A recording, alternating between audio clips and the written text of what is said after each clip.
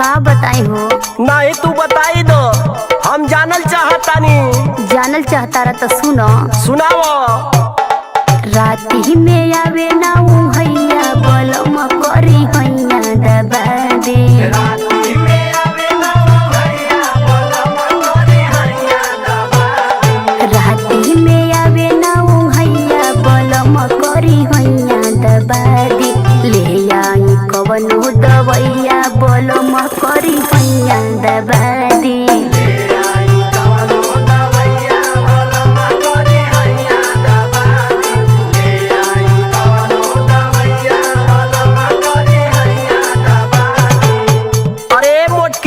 हम जानत हई तो के कौन बीमारी हो। सुन सुनावा। कमवा के बेरी में गोरी हो हरदम करेलू बखरा।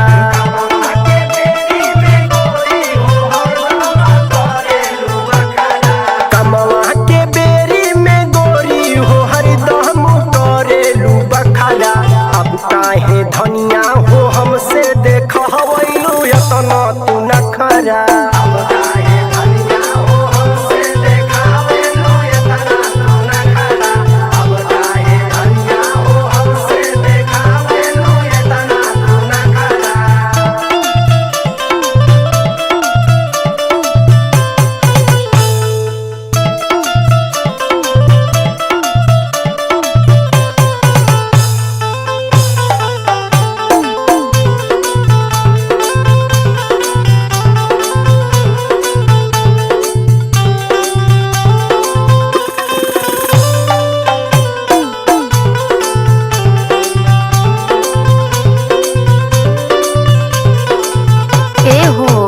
तोहरा ऊपर बहुत डाउट होला हमके।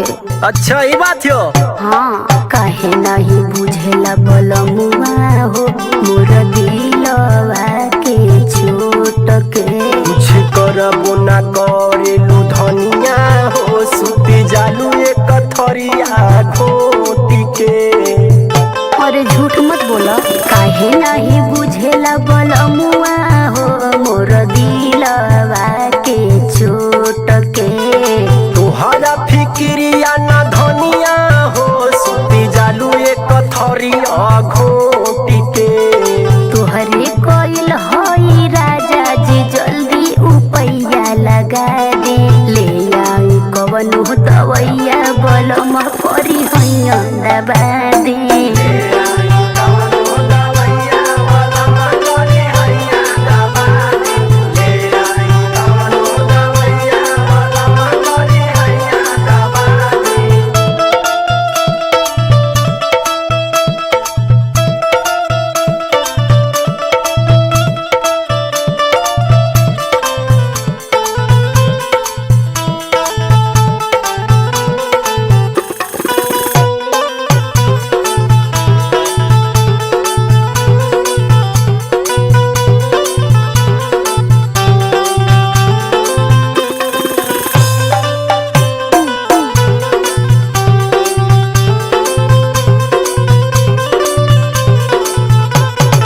तहरा ऊपर आखिरी गुस्सा बरल बा। सुनो। हाँ ते आज तो सुनाई दे। आज लेना बतिया मनला हो सुना रविंदर दीवाना। एक ही बतिया बोली सजनिया हमारे लू तो ताना। अच्छा हम ताना मारत हई। आज लेना बतिया मनला हो सुना रविंदर दीवाना। एक ही बतिया बोली सजनिया मारेलू तू ताना।